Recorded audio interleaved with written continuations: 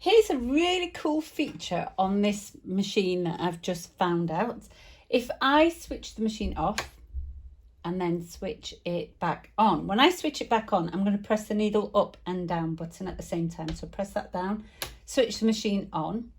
Now what comes up is a timer facility. So this is how many hours, so this one represents the number of hours in which the machine, after no use, will switch itself off. So I can increase that. It comes default at 7.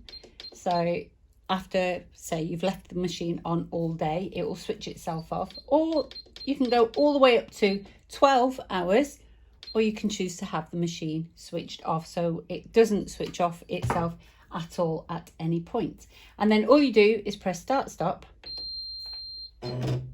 and the machine's ready to never switch off ever again.